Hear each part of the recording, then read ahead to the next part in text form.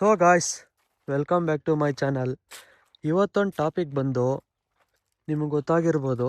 ನಾನು ನಮ್ಮ ತೋಟನ ತೋರಿಸ್ತಾ ಇದ್ದೀನಿ ಅಂದರೆ ಇವತ್ತು ಯಾವುದೋ ಒಂದು ಅಗ್ರಿಕಲ್ಚರ್ ಟಾಪಿಕ್ ತೊಗೊಂಬಂದಿದ್ದಾನೆ ಅಂತ ತಿಳ್ಕೊಂಡಿರ್ಬೋದು ನೀವು.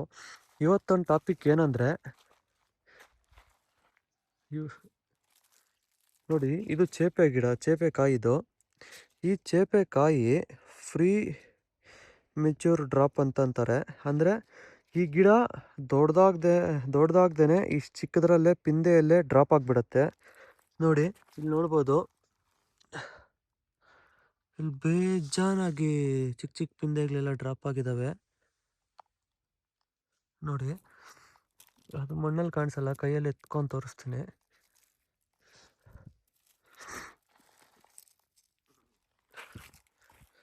ಇಲ್ಲಿ ನೋಡ್ಬೋದು, ಈ ಥರ ಡ್ರಾಪ್ ಆದರೆ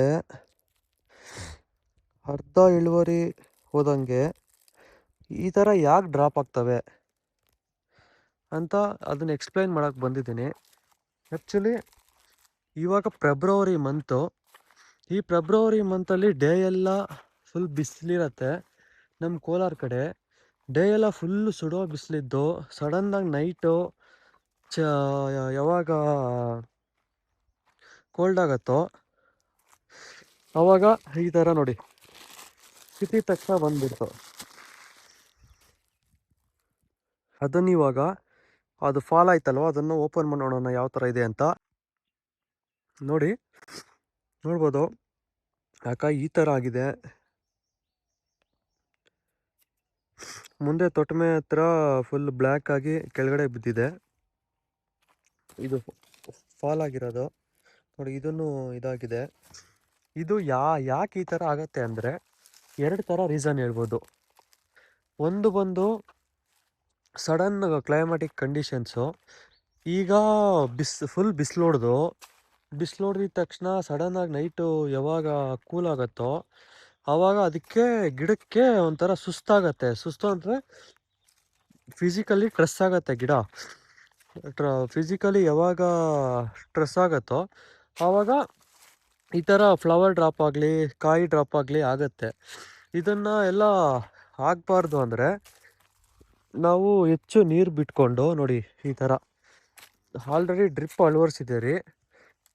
ಅಳವಡಿಸಿನೋ ಪಕ್ಕದಲ್ಲಿ ಕಾಲುವೆಯಲ್ಲಿ ನೀರು ಹರಿಯೋ ಥರ ಮಾಡಿಕೊಂಡು ಯಾವಾಗಲೂ ಕೂಲಾಗಿ ಗಿಡಕ್ಕೆ ನೋಡಿದ್ದೀರಿ. ಮತ್ತು ಇನ್ನೊಂದು ಏನಾಗುತ್ತೆ ಅಂದರೆ ಫಂಗಿಸೈಡ್ ಆಗಿರುತ್ತೆ.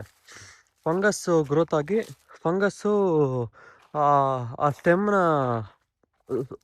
ತೊಟ್ಮೇನ ಅಲ್ಲಿ ಡ್ಯಾಮೇಜ್ ಮಾಡಿ ಉದುರೋಕ್ಕೆ ಫಂಗಸ್ಸು ಒಂದು ಕಾರಣ ಆಗುತ್ತೆ. ಇದಕ್ಕೆ ಸೊಲ್ಯೂಷನ್ ಏನು ಅಂದರೆ ಒಂದು ಫಂಗಿಸೈಡ್ ಹೊಡಿಬೇಕು. ಮತ್ತು ಇನ್ನೊಂದು ಮೈಕ್ರೋನ್ಯೂಟ್ರಿಷನ್ಸ್ ಡೆಫಿಷಿಯನ್ಸಿ ಬಂದು ಏನಾಗುತ್ತೆ ಅಂದರೆ ಕ್ಯಾಲ್ಶಿಯಂ ಡೆಫಿಷಿಯನ್ಸಿ ಇರುತ್ತೆ. ಆ ಕ್ಯಾಲ್ಶಿಯಮ್ನ ನಾನು ಇವಾಗ ಹಾಕ್ತಾ ಇರೋದು ಗಿಡಕ್ಕೆ. ಕ್ಯಾಲ್ಶಿಯಮ್ಮು ಯಾವ ಥರ ಹಾಕಬೇಕು ಏನು ಅಂತ ಆಲ್ರೆಡಿ ಇಲ್ಲಿ ಹಾಕಿದ್ದೀನಿ. ಇದನ್ನು ಡ್ರಿಪ್ಪಲ್ಲೂ ಬಿಡ್ಬೋದು ಮತ್ತು ಈ ಥರ ನೆಲಕ್ಕೂ ಹಾಕ್ಬೋದು.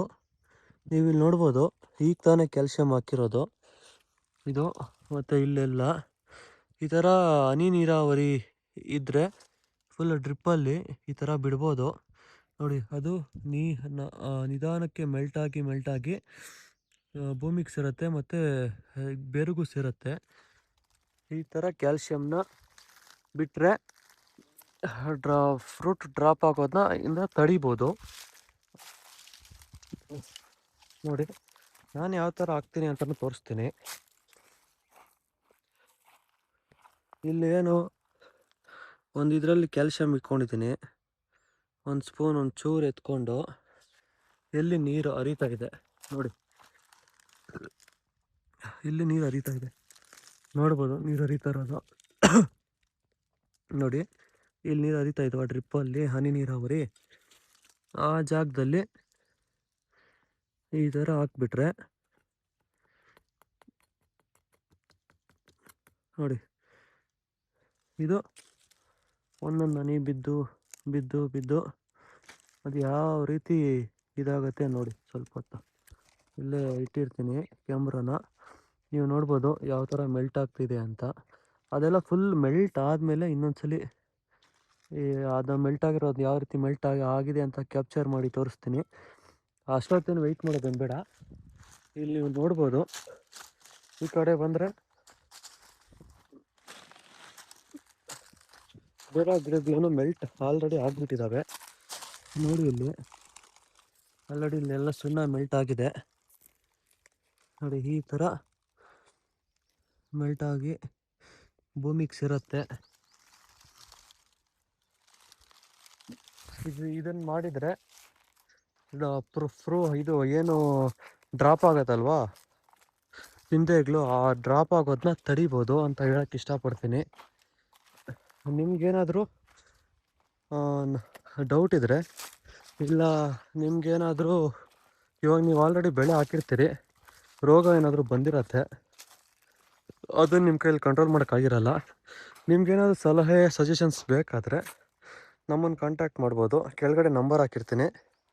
ಈ ವಿಡಿಯೋನ ನೋಡಿದ್ದಕ್ಕೆ ಧನ್ಯವಾದ. ಲೈಕ್ ಮಾಡಿ, ಕಮೆಂಟ್ ಮಾಡಿ, ಸಬ್ಸ್ಕ್ರೈಬ್ ಮಾಡಿ. Thank you.